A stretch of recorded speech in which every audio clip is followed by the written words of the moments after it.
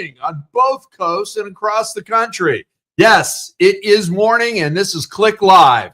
I'm your host, Craig. We've got a very special program today, and we've got one guest in the green room waiting, and we'll bring him out in a second. But we've got a couple of things we need to do. I would like to thank our good friends at Red Roof Franchising for making the show possible. Give Matt Hostetler a call. If you're looking for a new brand, great alternative. They've got their soft brand. They've got their extended stay that they're getting a lot of buzz on. Plus, they won Hotel Development Deal of the Year in the Select Service Extended Stay categories at CLIC 8 recently. And they've got their world-famous economy brand. So give Matt a call. Let him know that producer Danny and I sent you. They would love to talk to you. Also, we have always had the pleasure of having our good friends at the Lodging Conference be part of our California Lodging Investment Conference as well. So I would like to bring you a little message from them right now.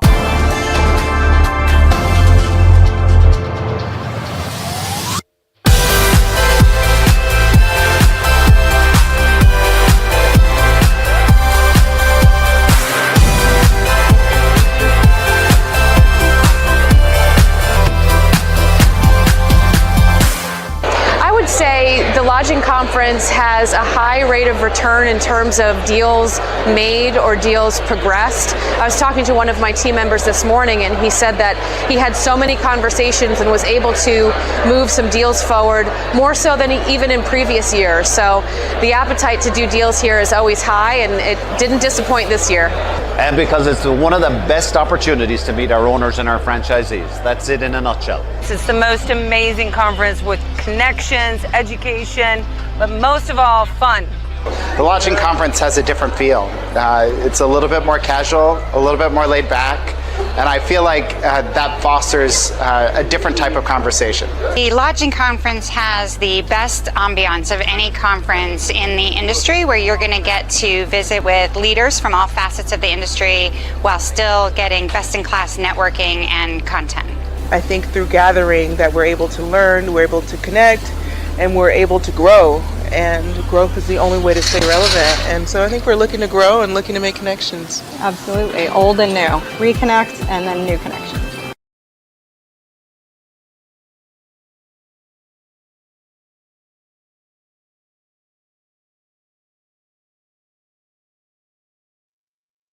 Call our friends at the Lodging Conference. Actually, go to their website. Go to lodgingconference.com. Get registered. They're the premier hotel conference. You can get a deal done there. Lots of people do. I have in the past as well.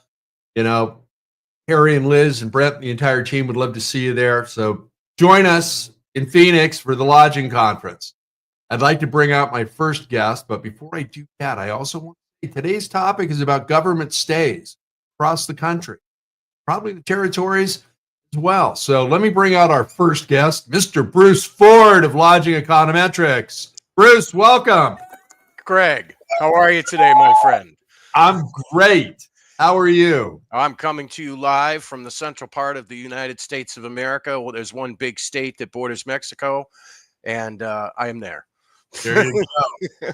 Well, I think we have a roving reporter, Airport G. So let's bring Airport G in. Maybe he can sit down so he's not bouncing everywhere. Well, I Airport G. I'm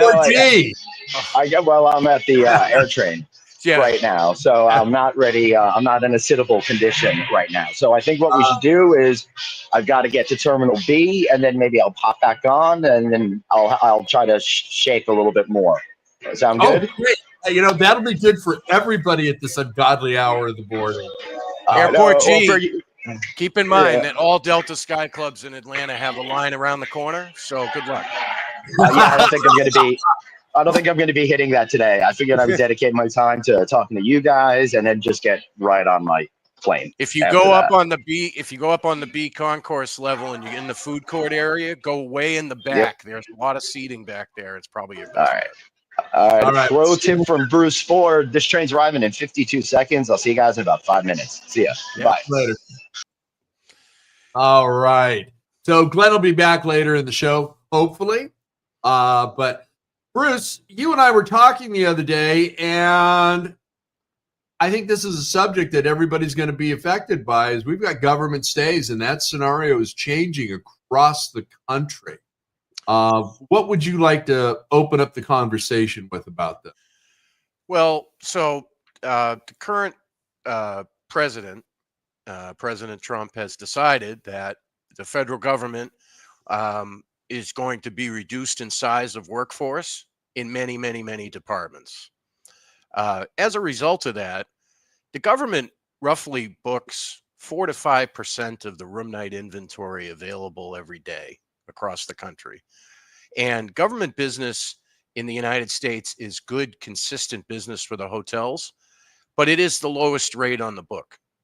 Government contracts are often negotiated, and oftentimes those rates are under $100 a night. And for some of these larger full service hotels, they function a lot like crew rooms, okay? In that for the airlines kind of put a guarantee in place to some extent. And I'm sure that every owner is reading their government contract to see how those guarantees look right now. And I can't speak to that necessarily. But there are a lot of markets where government business is the driver. And in some of those markets, we'll see immediate impact.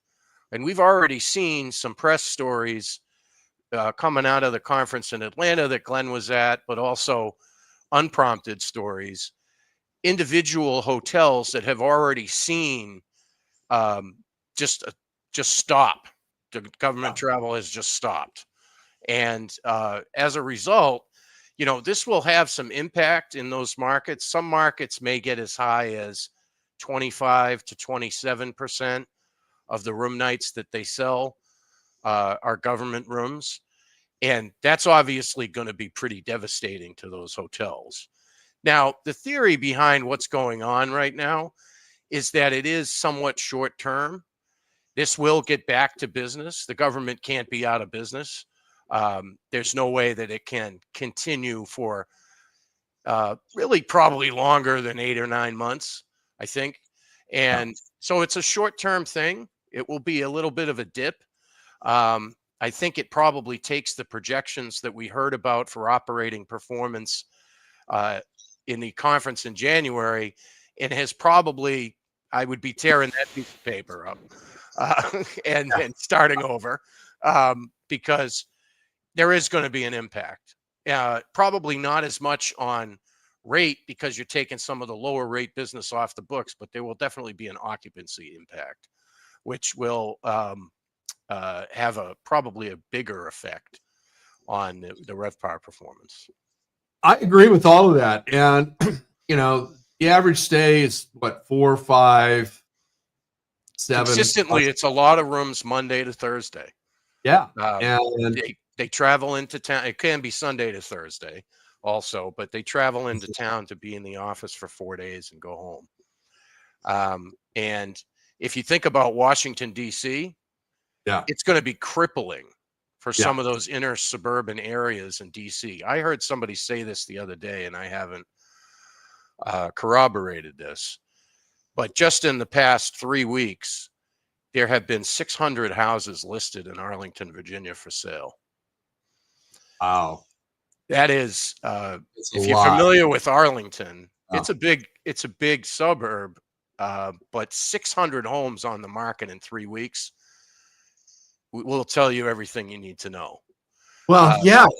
And, you know, the other part of this thing with the government stays is I was talking to a national hospitality group. And for 2024, 3.6% of their room revenue was transit government. And that did not include other sectors that are going to be crippled by this, where, you know, like Northrop, Raytheon, Boeing, General Dynamics, and there's a lot of private contractors that will be affected too, because there'll be no government work to travel for. Because he's trying to stop all of these long-term commitments inside of the federal government, and it's going to have a wide sweeping impact. Now, some people are telling me, you know, the president's playing 3D chess, right? And I said, No, he's not. Does he know what the rules are? Did he talk to Mr. But, in terms of following along at the moment, the industry had a pretty good idea of operating performance growth that would be modest this year. There was hope that the Federal Reserve would continue to look at rates and say, we're going to do something. But yesterday, they didn't do anything. No. And you've already had a pretty sharp decline in the stock market. It's probably going to keep going down for a little while. And that, of course, has an impact on the public companies as well and how they use their capital. As some of those franchise companies have continued to be acquirers, they've continued to buy companies. IHG has bought a company already this year. Hyatt has too. And they continue to look for new acquisitions and opportunities to expand their brands because they got to keep growing. And with the pipeline beginning to grow again too, and reaching a record project count in 4Q 2024, we're in a situation now where we're getting the pipeline projects signed and we're getting them in the pipeline and land's under control. And it's a going forward concern, and people are getting ready to hit the switch when they can get the financing that they need to complete the project. I agree with all of that. I also think part of the problem is, there's people are, locked in on interest rates right now. You're not married to the loan. Hopefully you're going to be married to the asset. Yep. Everybody says all this capital is sitting on the side and they're waiting to deploy. Well, that's gotten to be an old song and dance at this point. Still got deals being done. We had a hotel trade down here in Laguna recently, and it was really about, I can refinance and get a better rate down the road. Let me grab the asset now, because you may be paying more when everybody's flooding the market and interest rates are lower, but your mortgage payment is going to be higher because you overpaid for it. So, But I still think Glenn's in the back. We're going to bring him out in just a second. But I think with RevPAR growth softening, there's going to be some issues here. So let's bring Glenn in. Mr. Haussman, you are seated and not all shaky. Two big things. Bruce Ford, huge pro tip. I got the planes right out there, and it's a nice little quiet coat. It's not a bad spot. Secondly, Craig, you are so clean shaven, it's making me uncomfortable. I know. I lost the last half of my beard. Just getting up early to do a lot. Did it just fall off when you woke up? Yeah. So did some of my hair. My hair is growing again. So Glenn, we were talking a little bit about what people were saying about government rates at the conference that you were at. We're interested in your take. First of all, I heard a lot about money on the sidelines, by the way. Just for the record, I just want to keep it kosher, because that'll be, I guess, 29th year in a row I've heard that. So, yay, happy anniversary, money on the sidelines.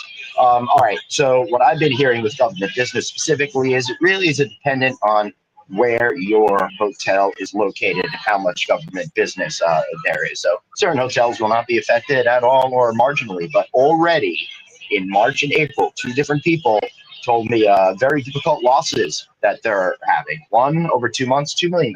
Another $1 million in 2 months. So a lot of cancellations, a lot of businesses suddenly vaporizing.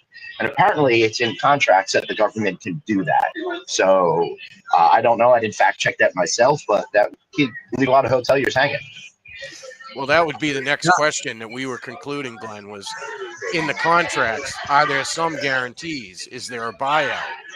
That kind of thing. And what you're saying is generally no, right? Yeah, I'm saying one person told me that it's a no, and it's written into the deals. So again, we have to verify that, but I thought that was an interesting statement. Now, with softening of RevPAR, any growth that we were supposed to have is really going to affect a lot of markets. Okay, anywhere where there's a military base, you look at Guam and you look at Hawaii, you look at Texas, California. I've got one group I talked to out here. Right. They were telling me between 5% across their portfolio. Glenn, clutter noise is a little too much. Yeah. I'll mute myself when I'm not talking. Thank you. 5 to 8% of their portfolio is going to be affected by this.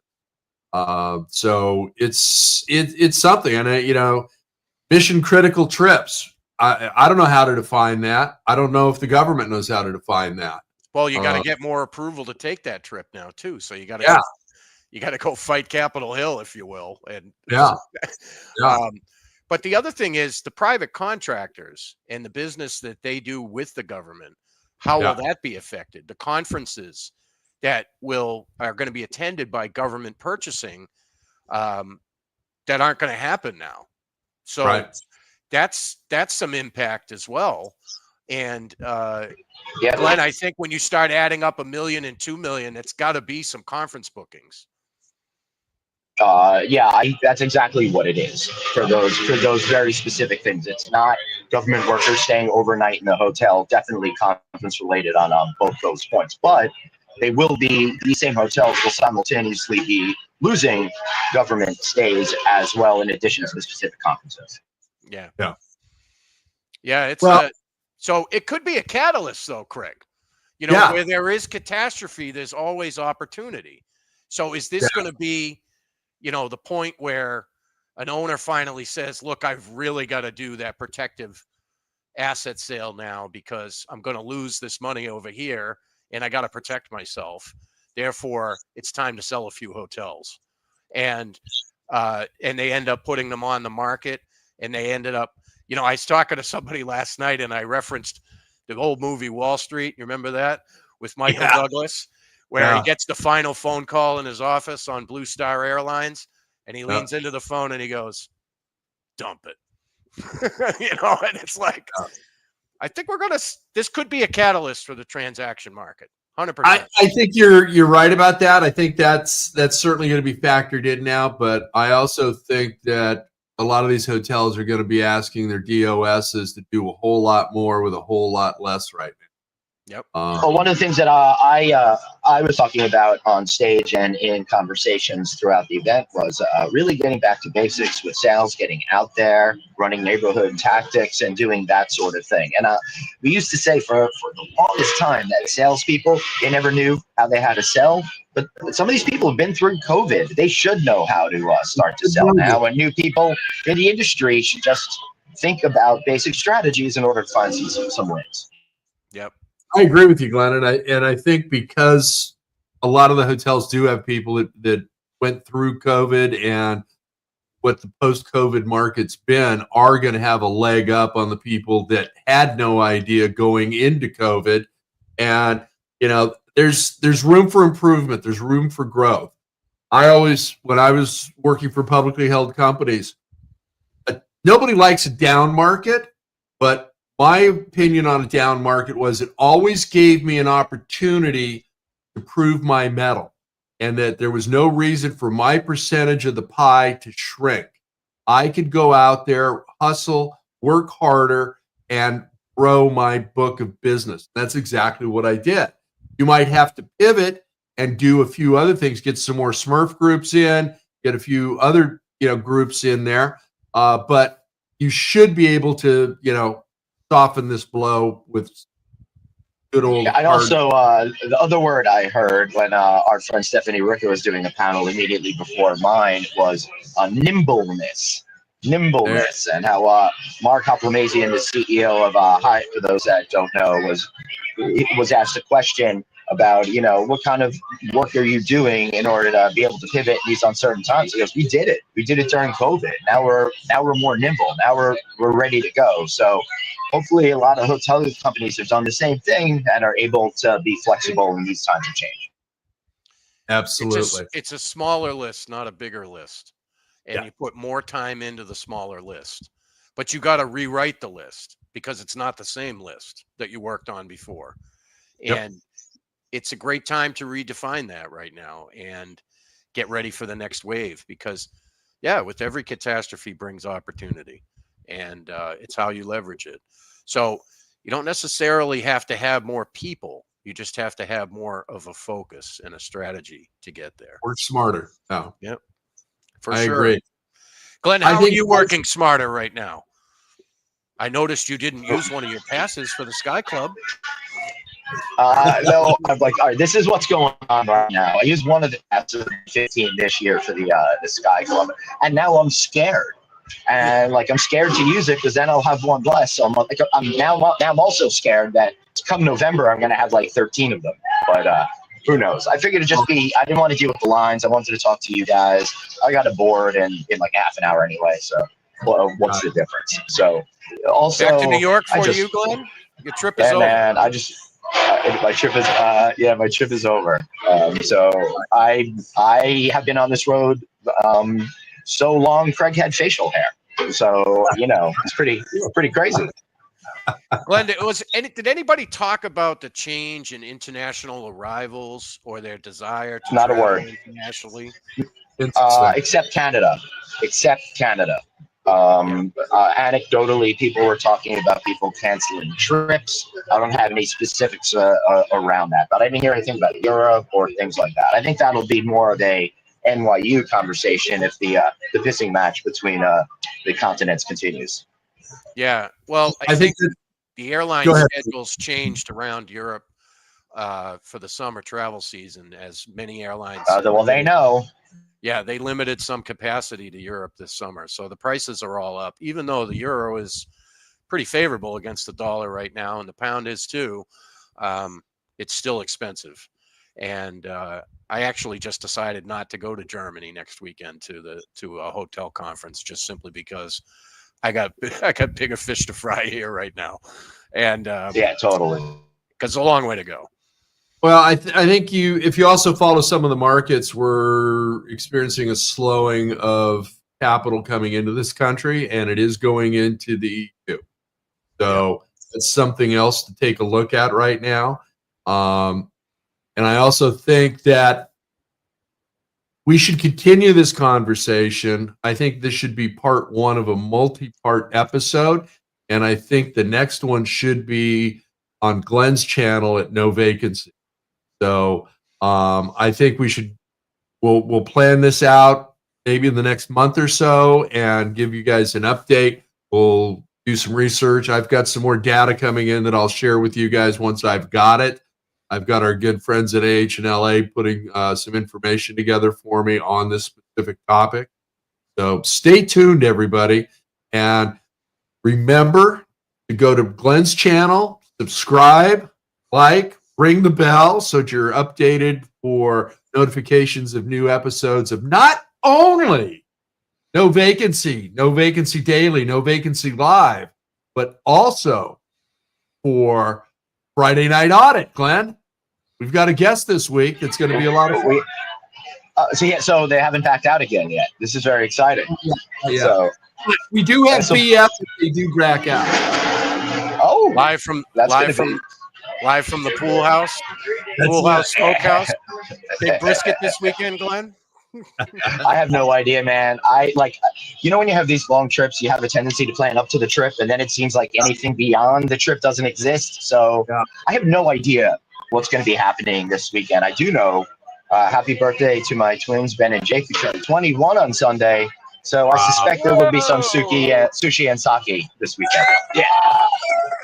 Happy birthday, Benny and Jake. Yeah. Will they both be home to see you this weekend? Just one of them. The other, they just had spring break and they were hanging out in Orlando with a college, with a hometown friend who's in college down there. So I only get to hang out with one. Yeah. Bruce, what do you got to plug? LodgingEconometrics.com. We've put out all of our releases about global pipeline and regional pipeline and super regional pipeline. I'll be out on the road, but for the time being, if you're interested in any updates on what the effects are on signings and construction starts, please feel free to reach out to me, Bruce at LodgingEconometrics.com. Perfect. Guys, thank you very much for making this show possible. Hang out in the back. Let me close the show and talk to you after that. So I'll see you in just a minute. Bye, Glenn. Bye, Bruce. Thank you. And thank you, everybody, for joining us today. Again, this is going to be the first of a multi-part episode show. We'll be over on No Vacancy next for this. Don't forget to subscribe to our YouTube channel and follow us there. And we will see you in the next episode. And remember to be kind, share your knowledge,